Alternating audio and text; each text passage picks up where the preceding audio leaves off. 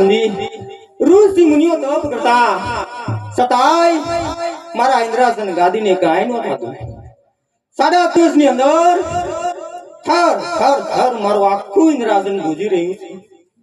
અરે એવો તો કોણ છે કાળા માથાનો માનવી? શું મારું ઇન્દ્રાસન પડાવવું હશે? તો ચાલ અત્યારે યજ્ઞદેવ, વરુણદેવ અને વાયુદેવને મોકલું અને એનું તપોબળ ભંગ કરાવી નાખું. હે જાઓ જાઓ યજ્ઞદેવ જાઓ તમે.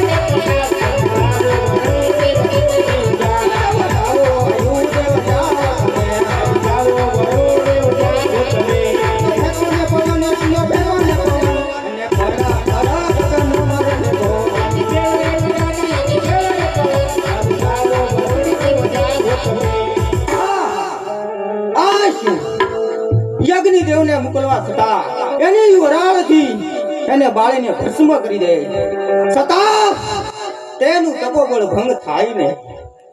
પછી વરુણદેવને મોકલ્યા, છતાંય આટલી વર્ષા વરસાવી, બારે મેઘ ખાંગા કર્યા, છતાંય તેનું તપોબળ ભંગ ન થાય. વાયુદેવને પણ મોકલ્યા, પણ વાયુદેવ પણ પાછા આવ્યા. તો અત્યારે મારો ઈરાવત 4 કરું, હાથમાં ભયંકર વજ્ર ધારણ કરી હું પોતે જાઉં. ડોલે ડોલે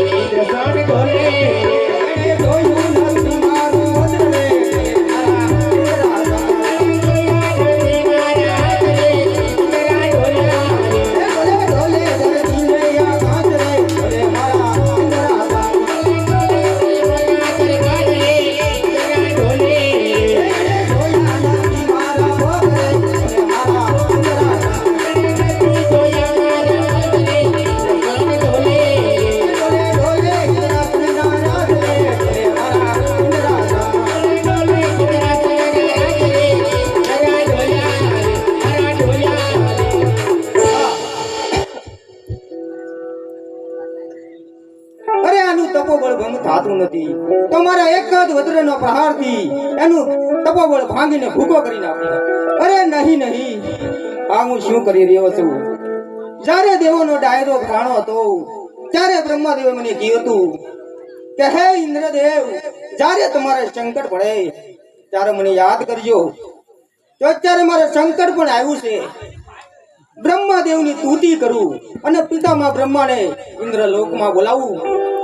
તારે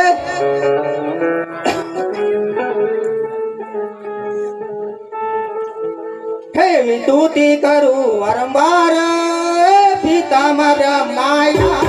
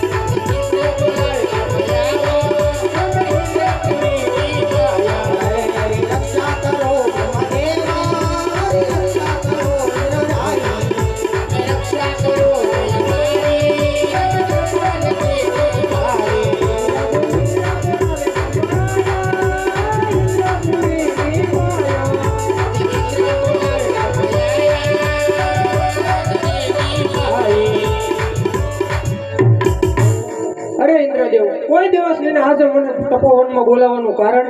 અરે પિતામહ, તમને બોલાવવાનું તો એક જ કારણ છે કે પહેલાના હજાર વર્ષ સુધી ઋષિમુનિઓ તપ કરતા, છતાંય મારા ઇન્દ્રાસન ગાદીને કાંઈ નહોતું. આ 3.5 દિવસની અંદર ડગલે ને પગલે મારું આખું ઇન્દ્રાસન ઢોલાવી રહ્યો છે. આ વિશે કાંઈ જાણતા હોય તો મને કહો. અરે નહીં દેવ ઇન્દ્ર, જેમ તમારું ઇન્દ્રપુરી ડોલે છે એવી જ રીતના મારું બ્રહ્માપુરી પણ ડોલે છે. જ્યારે બ્રહ્માને મને રાજ સોંપ્યા ત્યારે દેવ વિષ્ણુએ મને કીધું હતું કે જ્યારે તમને સંકટ પડે ત્યારે મને યાદ કરજો. જલ્દીથી યાદ કરો. બહુ સારું.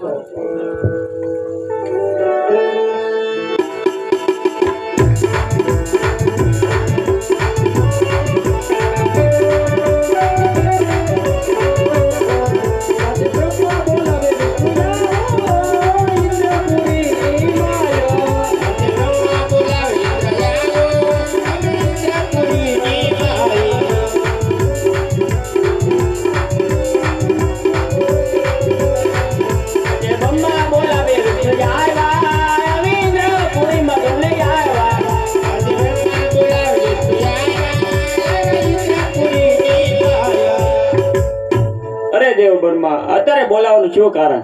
અરે દેવ વિષ્ણુ, તમને દેવ ઇન્દ્ર બોલાવે છે. અરે દેવ ઇન્દ્ર અત્યારે બોલાવવાનું શું કારણ? અરે પ્રભુ, તમને બોલાવવાનું તો એક જ કારણ છે કે પહેલાના 1000 વર્ષ સુધી ઋષિમુનિઓ તપ કરતા, છતાંય મારા ઇન્દ્રાસન ગાદીને કાંઈ ન થતું. અને આ 3.5 દિવસની અંદર આખું ઇન્દ્રાસન ડોલાવી રહ્યો છે. આ વિશે કાંઈ જાણતા હોય તો મને કહો જલ્દી. અરે દેવ ઇન્દ્ર, આ વિશે હું કાંઈ જાણતો. મારથી મોટા કોણ? તો બ્રહ્મા એને મને કીધું જ્યારે સંકટ પડે ત્યારે મને યાદ કરજો. ભોળાનાથને જલ્દી યાદ કરો. યાદ જે વિષ્ણુ બોલાવે ભોળાનાથ યાદ